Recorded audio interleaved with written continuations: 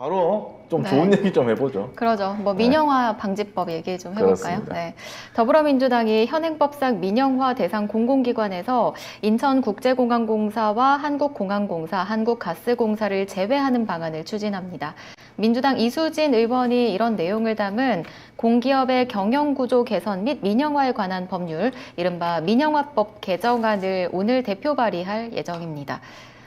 현 정부의 공공기관 민영화 시도를 차단하기 위한 첫걸음인데, 사실 현행법상 이 민영화는 민영화 방지법 외에도 그 공공기관 운영에 관한 법률에 의해서도 가능하거든요.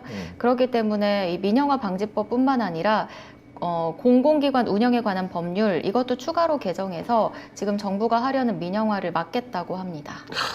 진짜 아니 진짜 그 대통령 비서실에서 뭐 30~40% 팔겠다 뭐 이런 얘기 나오자마자 민영하겠다는 식으로 얘기를 했잖아요. 그러니까 바로 민주당에서 받아가지고 이재명 후보하고 송영길 후보 그다음에 박남춘 후보 이런 분들이 민영화 반대한다라고 하면서 선거를 이끌어가기 시작했고 민주당이 바로 움직였습니다. 그죠? 얼마나 좋아요. 이런 분들이 나오기만 해도 민주당이 움직인다니까. 우리가 투표해야 이유가 여기 있는 겁니다. 네. 너무 좋아. 그리고 이수진 의원도 참 눈치도 빠르지. 바로 바로 실행에 하나 옮기잖아요. 또. 네. 그러니까 사실 우리가 원하는 게 이거고 이게 시민민주주의예요. 딴 게 시민민주주의가 아니고 제발 시민들이 원하는 거, 국민들이 원하는 걸 하란 말이에요. 왜 국민들의 목소리는 귀를 쳐닫고 네가 하고 싶은 것만 하냐고요. 너 말이에요, 너. 그러라고 그 자리에 앉혀놓은 거 아니거든요. 네, 근데 저는 누구라고 얘기하지 않았습니다. 네. 네. 뭐 누군지 알겠는데 그래도. 어쨌든 저는 이 민영화 법이 있는지도 몰랐거든요. 법이 이런 게 있는지도 몰랐어요. 근데 이게 있었더라고. 근데 6개 중에 3개가 뭐 벌써 민영화가 됐고 그 중에 3개가 남았는데 인천공항, 한국공항, 가스공사 대상에서 이제 빼는 법안을 민주당에서 만들면 지금 다수당이니까 아마 통과시킬 수 있을 겁니다. 그래서 지금 그 법사위도 중요하고 국회의장도 중요한데 그렇게 생각하면 또 좀 짜증이 나는 게 한데 그래도 이제 김진표 의원은 이제 저 의장이 되는 거잖아요. 근데 그 보니까 개딸들이 벌써 문자를 보내가지고 김진표 네, 의장에게 파이팅 막 이러고 하는데 사실 김진표 의원이 그렇게 원래 막 보수적이거나 그런 사람이라기보다는 이 사람들 말에 좀 이렇게 휘둘리는 스타일? 그렇대요. 귀가 코끼리 귀구나. 네. 네. 근데 저는 진짜 우리 2030 그 개딸들, 양아들들이 너무 네. 지혜롭다라고 생각하는 게 맞아요. 뭐냐면 아니 귀신같이 사람을 파악해서는 그 사람에 맞는 방식으로 해줘요.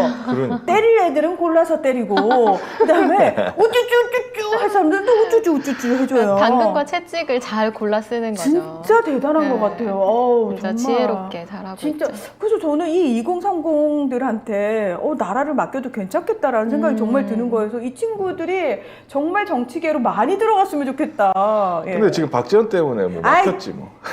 참. 막혔지 뭐. 아니 나는 진짜 2030 정치를 하려면 박지원을 몰아놔야 된다. 저런 애는 안 된다라고 스스로 몰아내야지. 뭐 박지원 같은 애 몰아내는 사람들도 있구나. 이렇게 해서 될 것 같은데. 어쨌든 이 지방선거에서 이재명 후보가 1호 법안으로 하겠다고 한 게 민영화 방지법이잖아요. 그거를 벌써 민주당이 하겠다고 하고 오늘 아마 발의를 한다고 하거든요. 이수진 의원이. 그러니까 얼마나 이게 탁탁탁탁 돼요.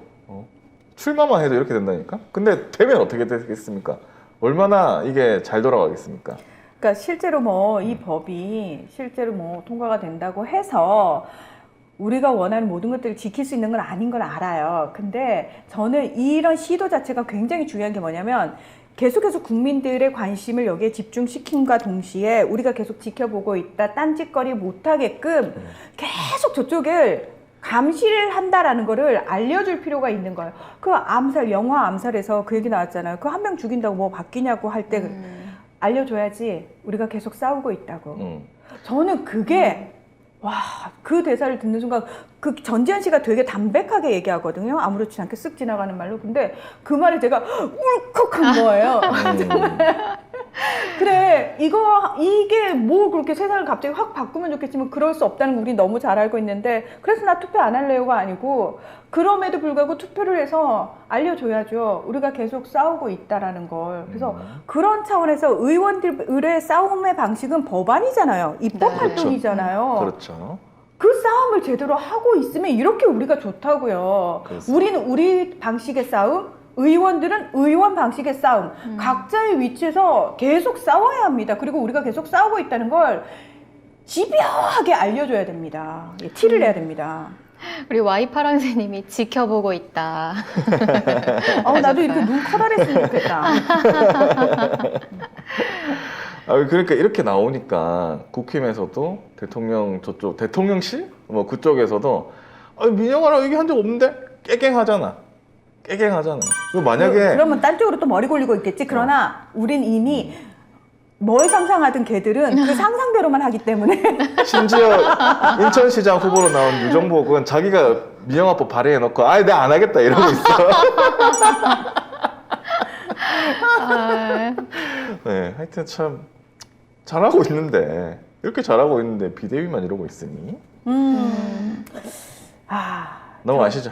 아니 그래서 지금 저는 이 개딸 양아들들이 2030들이 어디서 희망을 보냐면 우리가 항상 좀 안타까운 게 뭐냐면 그래도 국회의원 정도는 우리가 인물들을 막 검증을 해요. 근데 이제 지자체로 내려가게 되면 사실 시의원, 구의원 우리 잘 모르거든요. 네, 근데 맞아요. 일단 민주당이니까 뽑아야 되겠지 막 이러고 있는데 저는 지금 2030들이 딱 기초단체, 기초의원부터 시작했으면 좋겠어요.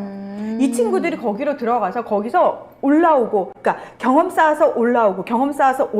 그래서 결국은 그 친구들이 국회의원이 되고, 그러니까 본인이 역량을 계속 인정받아서 사람들한테 어필하면서 올라오는 거지. 그러니까 그 시스템을 지금부터라도 저는 좀 만들었으면 좋겠다. 근데 사실 우리나라만 이렇게 박지원 같은 인물이 그러니까 생기는 뜬금없이 거죠. 네. 예, 말이 안 되거든. 이게 그렇죠. 우리나라만 그런 거예요. 그러니까 선진국이라고 하는 나라들, 민주주의가 정착돼 있다라고 하는 나라들은 그럴 수가 없어요. 트럼프가 좀 예외지 않나요? 그렇게 치면 약간. 미국은 선진국이 아닙니다. 그렇군요. 예, 민주주의가 정착된 나라가 아닙니다. 미국은 그렇습니다. 그렇습니다. 예, 이번에 우리 확인했잖아요. 네. 예, 그렇습니다.